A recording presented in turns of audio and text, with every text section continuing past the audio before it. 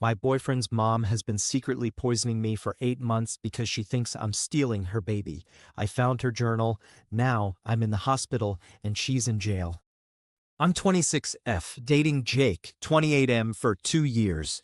We live in a small college town in Ohio where everyone knows your business and the Dairy Queen closes at 9 p.m. sharp. I started getting sick about 8 months ago. Nothing dramatic at first, just tired, nauseous headaches that felt like someone was squeezing my skull.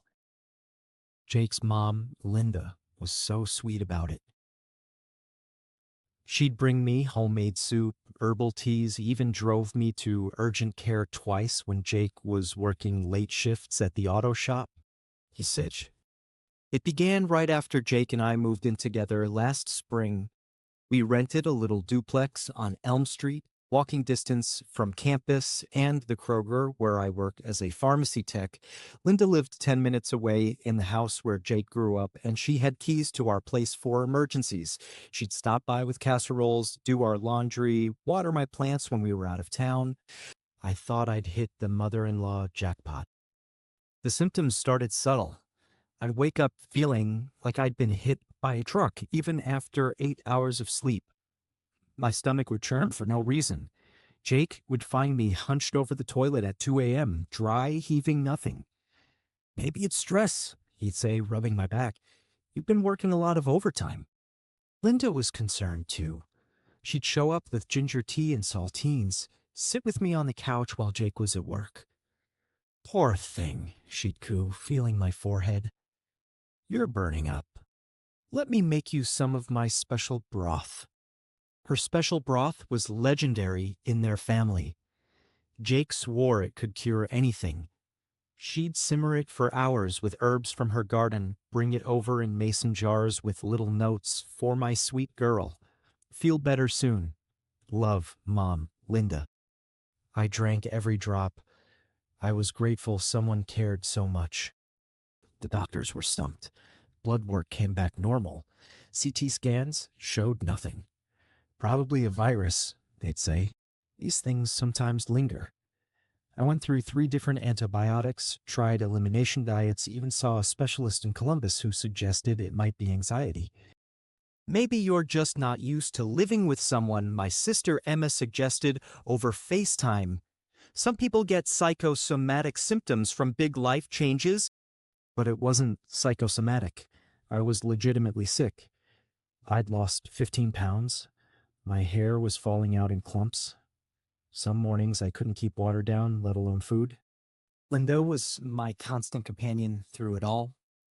She'd bring me different teas, chamomile for sleep, peppermint for nausea, something green and bitter that she said was an old family recipe. She'd sit beside my bed reading magazines aloud when I was too weak to hold them myself. You're like the daughter I never had, she told me once, stroking my hair. I just want to take care of you. Jake was worried but clueless. Maybe you should take a leave of absence from work, he suggested. Mom thinks the pharmacy chemicals might be making you sick. Linda nodded enthusiastically. All those medications, all that artificial stuff, it's not natural. Your body is trying to tell you something. I considered it. The insurance wasn't great, but Jake made decent money and Linda was always offering to help with bills. Don't you worry about money, she'd say. Family takes care of family. The turning point came 3 weeks ago. I was having a particularly bad day, couldn't keep anything down, dizzy every time I stood up. Linda brought over a thermos of her special broth and insisted I drink it all. You need your strength, she said, practically spooning it into my mouth. An hour later, I was violently ill, worse than I'd ever been. Jake found me passed out on the bathroom floor and called 911. At the hospital, they ran more tests. This time, something showed up.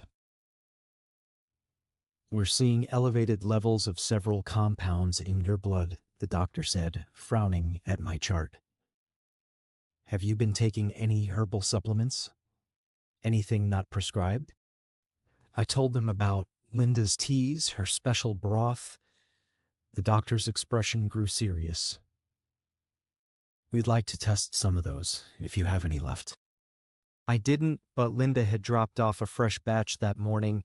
Jake brought it to the hospital, still warm in the thermos. The results came back 2 days later. Foxglove, pokeweed, lily of the valley, all toxic plants, all in doses just small enough to make me chronically sick without killing me outright. Someone has been poisoning you, the doctor said gently. These aren't accidental. These plants don't grow together naturally, and they don't accidentally end up in soup. My world tilted. Jake went white. That's impossible, he whispered. Who would do that? But I already knew. The police came to the hospital. They asked questions I didn't want to answer. Had anyone had access to my food? Who knew about my symptoms? Who had been helping take care of me?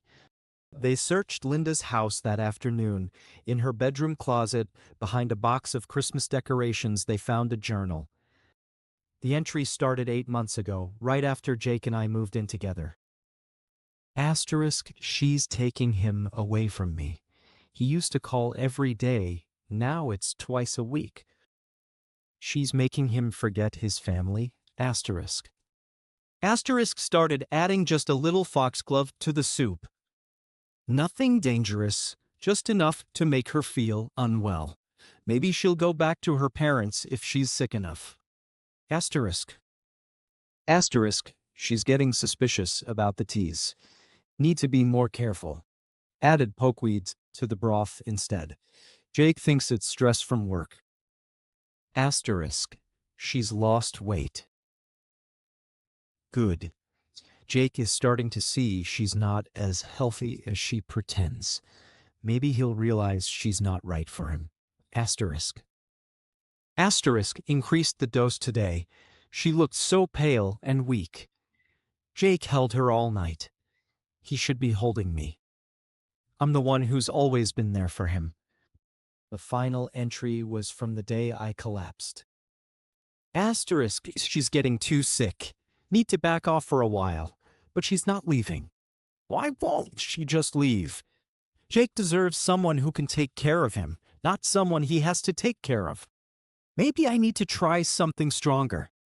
Jake read the journal at the police station. He came back to my hospital room with red eyes and shaking hands. I'm so sorry, he whispered. I had no idea. She seemed so worried about you.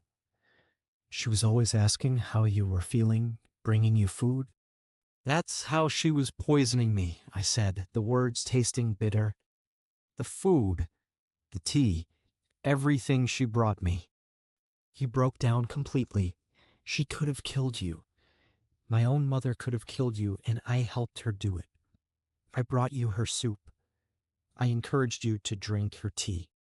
Linda was arrested that evening. The charges were serious: attempted murder, assault, reckless endangerment. She didn't deny it when they confronted her with the journal. I was protecting my son, she told the police. That girl was going to ruin his life. She was making him weak, dependent. He needs someone strong, someone who understands family. She was held without bail. The judge called her a clear and present danger to the victim and potentially others. I spent another week in the hospital while they flushed the toxins from my system. Jake barely left my side. He was a wreck, guilt, anger, disbelief cycling through him like weather patterns. How do I face this? He asked me. How do I live with knowing my mother tried to kill the woman I love? We figure it out, I said. Together. But I wasn't sure we could. Updates asterisk. Update 1. 1 week after arrest, Linda's in county jail awaiting trial. Jake's been staying at his buddy Marcus's place because he can't handle being in our duplex right now. I'm still recovering, but getting stronger every day. The doctors say the long-term effects should be minimal since we caught it when we did. Jake's family is split. His aunt thinks Linda just got confused, but his dad is horrified. I've started seeing a therapist who specializes in trauma.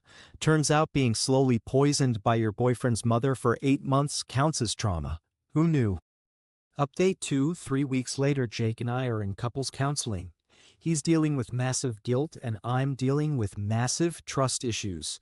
How do you trust someone's judgment when their mother was literally poisoning you and they didn't notice? The therapist says it's normal to feel this way and that healing takes time. Linda's lawyer is trying to get her a psych evaluation, claiming she had a psychotic break.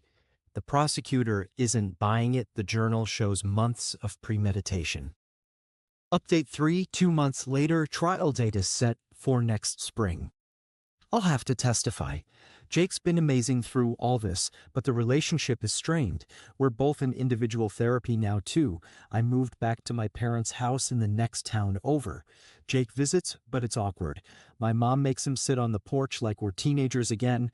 She doesn't trust him not to bring poisoned casseroles. Can't say I blame her. Update 4, 4 months later, Linda took a plea deal. 15 years, eligible for parole in 7. Jake and I broke up last month. Not because I don't love him, but because every time I look at him, I see her face. Every time he brings me food, I wonder if it's safe. It's not fair to either of us. He's moving to Cincinnati for a fresh start. We're staying friends. We're trying to. Some damage can't be undone, even with love. Update 5, 6 months later, I'm doing better. I'm doing better. Really better. Back to work full-time, gained back the weight I lost, hair is growing back thick and healthy. You too. Update 6. 1 year later, Linda sent me a letter from prison. A long, rambling thing about how she's found God and realizes what she did was wrong. She wants forgiveness. I threw it away without finishing it. My therapist says I don't owe her anything, not even the energy it takes to be angry. Some people suggested I write back, tell her how she destroyed my life, my relationship with her son. But honestly, I'm too busy living my new life to waste time on her old poison. Final update 18 months later, Jake got married last month. I know because his cousin posted photos on Facebook. She seems nice, a kindergarten teacher from Cincinnati with a big smile and no homicidal mother-in-law. I'm genuinely happy for him. We both deserved better than what we got, and it looks like he found it. David and I are talking about moving in together. He's met my parents, who grilled him about his family like he was applying for security clearance. His mom brought me homemade cookies last week. I ate them without hesitation. Trust is a beautiful thing when it's not mixed with foxglove. For anyone dealing with a toxic in-law, trust your instincts.